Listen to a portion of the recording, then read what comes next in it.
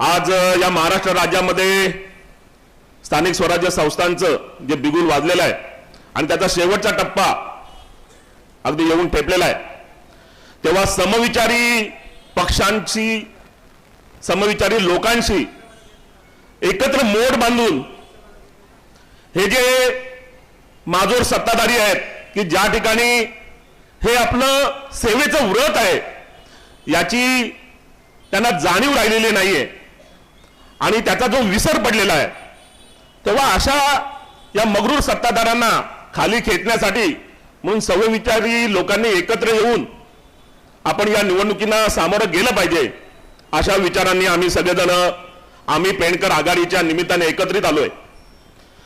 मित्रांनो, डॉक्टर बाबासाहेब आंबेडकरांनी या देशाला जी कॉन्स्टिट्यूशन दिली त्याच्या अंतर्गत वेस्टमिन्स्टर पार्लमेंटरी सिस्टीम की ज्याच्या अंतर्गत या देशाची ध्येय धोरणं, या देशातील कायदे व नियम हे प्रस्थापित करण्यासाठी व हे नियमित करण्यासाठी संसदेची स्थापना केली आणि त्यासोबतच राज्य पातळीवर विधिमंडळांची स्थापना केली।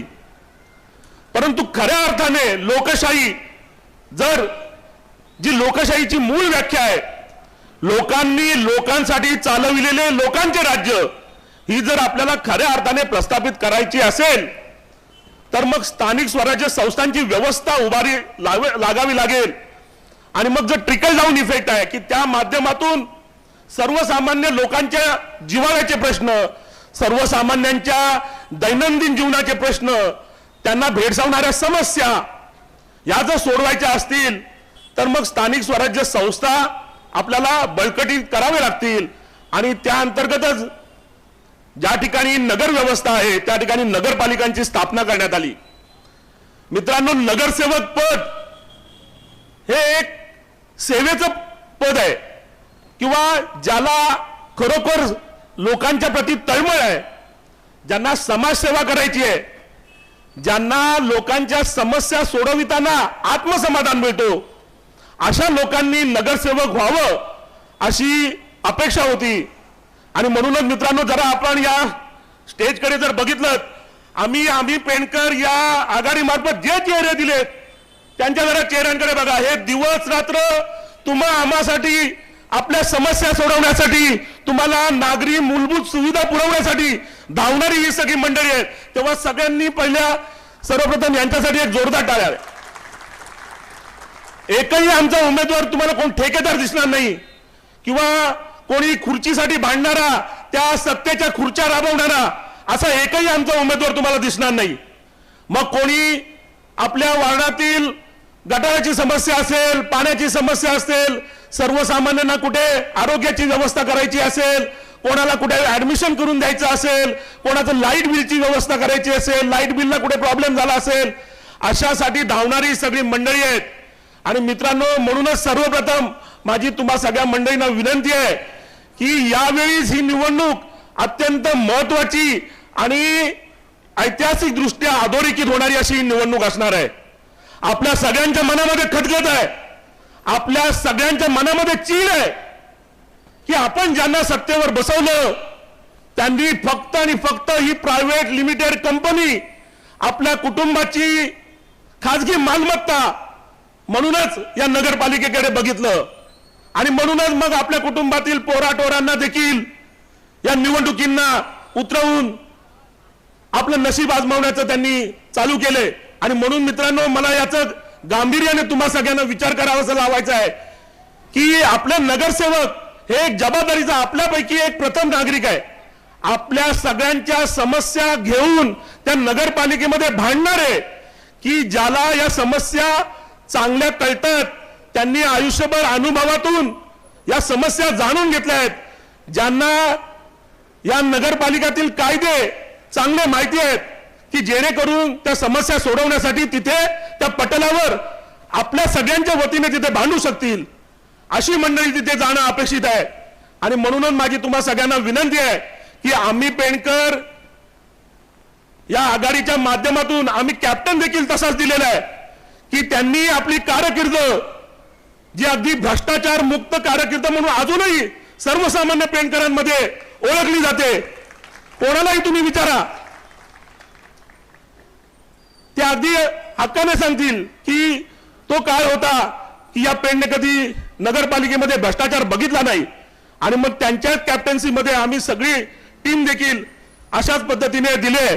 आणि त्या सगळ्यांच्या प्रचारार्थ आज व्यासपीठावरील उपस्थित आम्हा सगळ्यांचे मार्गदर्शक शेका पक्षाचे ज्येष्ठ नेते सन्माननीय पी.डी. पाटील काका, या आम्ही पेणकर आघाडीचे प्रणेते व सर्वा सन्माननीय शिशिरदादा धारकर, नगराध्यक्ष पदासाठीच्या अगदी आणि जवळजवळ 100% आपण बाजी मारलेलीच आहे अशा आपल्या नगराध्यक्ष पदाच्या उमेदवार सन्माननीय रियाताई धारकर, व्यासपीठावरील उपस्थित सर्वच माझे सहकारी, सर्व मान्यवर मंडळी आणि मोठ्या संख्येने उपस्थित मी पेणकर मित्रांनो, गेल्या 10 वर्षामध्ये आपण या ठिकाणी जो काही नियोजनपणाचा शून्यपणा आणि एक ढिसाळपणा इथे अनुभवलाय.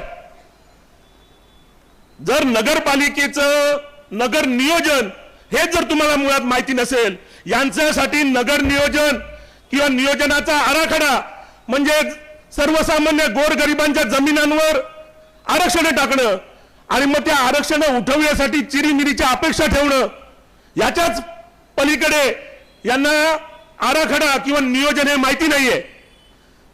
नगर नियोजन म्हणजे ज्या सिव्हिक अम्युनिटीज असतात त्याची मॅपिंग करावी लागते, त्याचं प्रायव्हेटायझेशन करावं लागतं, त्याला प्राधान्यक्रम द्यावं लागतं. या पेण शहरामध्ये अनेक विद्वान मंडळी आहेत की ज्यांना हे नगर नियोजन खूप चांगलं कळतं, त्यांना या नगरपालिकेचे नियम चांगले कळतात, त्यांचा कुठेतरी सहभाग याच्यामध्ये असावा, नियोजनाच्या दृष्टीने त्यांचा देखील सहभाग इथे नोंदवला जावा. परंतु याचं कोणालाही काही सोयीसुद्धा नव्हतं.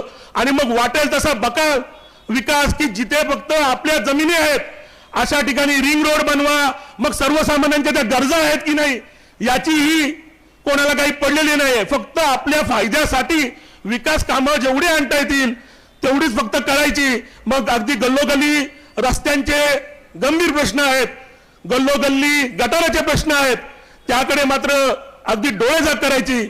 अशा पद्धतीचा विकास गेल्या 10 वर्षात आपण सगळ्यांनी अनुभवलाय. मित्रांनो, सेफ आणि portable drinking water is the utmost priority of any governing body. अगदी आपल्याला पिण्याचं पाणी स्वच्छ असणं ही आपली मूलभूत गरज आहे आणि प्रत्येक नागरिकाचा मूलभूत अधिकार आहे. आज आपण बघितलं सोशल मीडियाच्या सगळ्या हँडल्सवर इथे बऱ्यापैकी जेनजी मंडळी आहेत.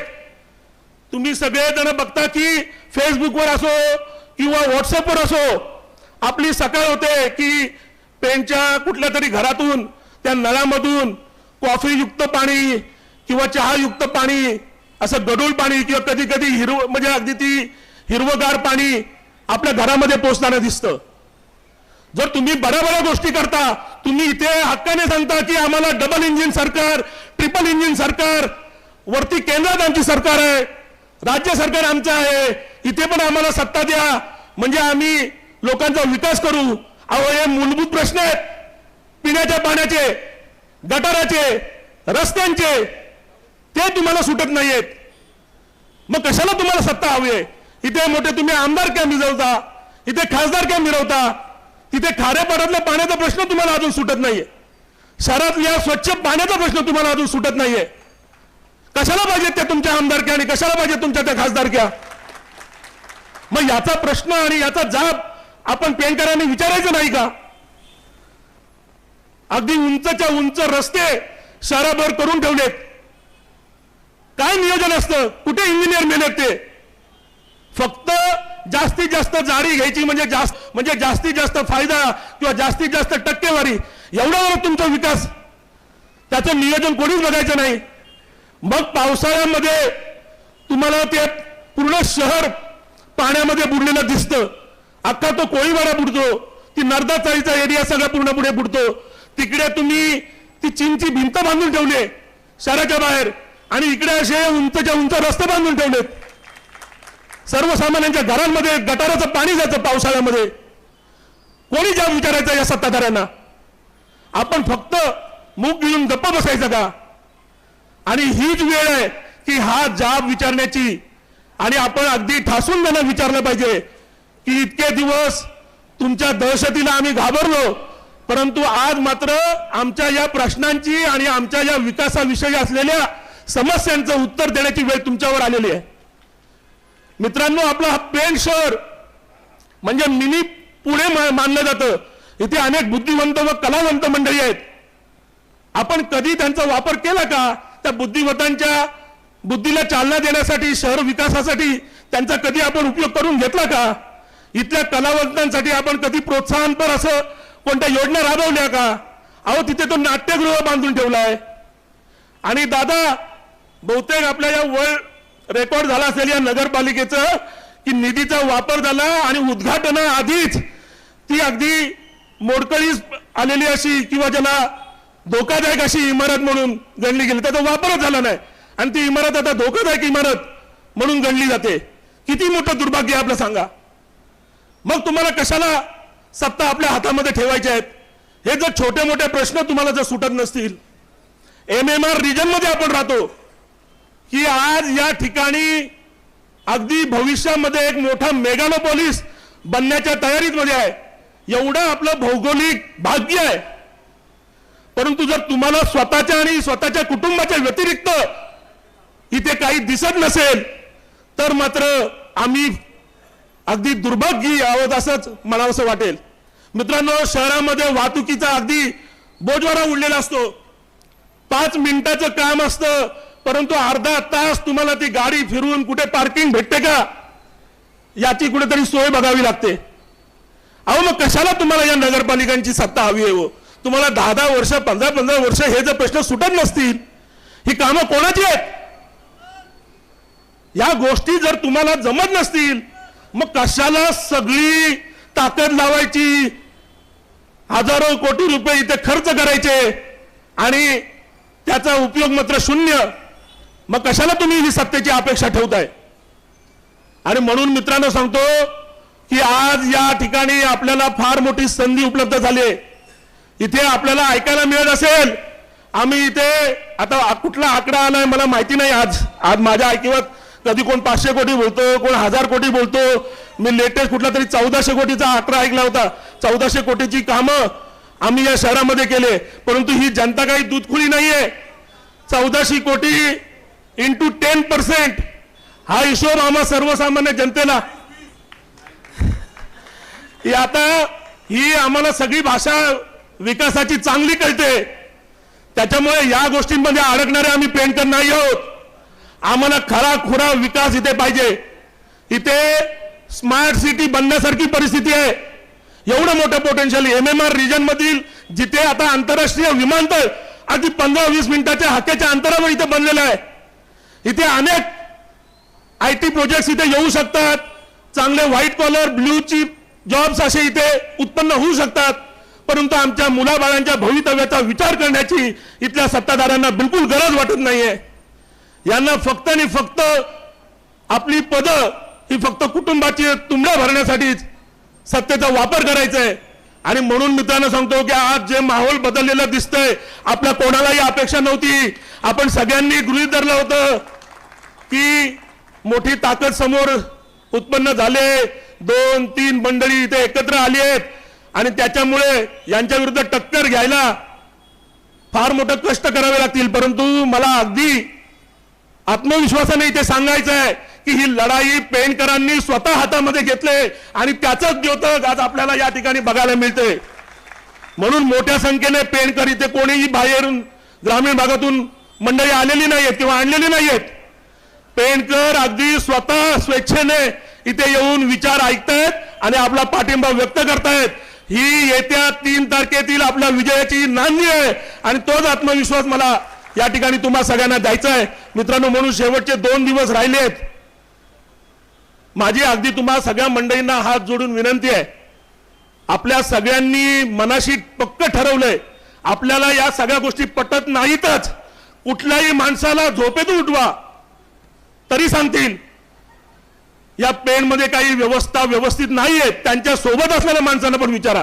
परंतु सगळे बोलतात मग नाईलाज आहे, करणार काय? तर नाईलाज वगैरे असा बिलकुल नसतो. तुम्ही सगळ्यांनी जर एकत्र ताकद लावलीत तर या सत्ताधाऱ्यांना खाली घेतल्याशिवाय आपण गप्प बसणार नाही. आणि म्हणून तुम्हा सगळ्यांना शेवटची पुन्हा विनंती करतो, ही ऐतिहासिक लढाई आहे. एवढ्या मोठ्या ताकदीला म्हणजे स्वतःला एवढी मोठी ताकद समजणाऱ्या मंडळींना जर आपण सर्वसामान्यांनी, कारण आम्ही पेणकर म्हणजे आम्हीच फक्त सगळे मंडळी नाही आहोत, तर यामध्ये तुम्ही सगळे मतदार देखील या लढाईमध्ये सामील आहात. म्हणून सर्वसामान्यांनी आपण सगळ्यांनी जर मिळून या सत्ताधाऱ्यांना खाली खेचलं तर हा पेणमधील एक ऐतिहासिक लढा म्हणून नोंदला जाणार आहे. आणि म्हणून पुन्हा एकदा तुम्हा सगळ्या मंडळींना हात जोडून विनंती आहे की येत्या 2 तारखेला आम्ही पेणकरच्या सर्व नगरसेवक पदाच्या उमेदवारांना व नगराध्यक्ष पदाच्या आपल्या रिया धारकर यांना भरघोस मतांनी निवडून द्या आणि या पेणच्या इतिहासामध्ये नाव नोंदण्यासाठी आपल्या प्रत्येकाचा सहभाग नोंदवा, एवढीच विनंती करतो आणि थांबतो. जय हिंद, जय महाराष्ट्र.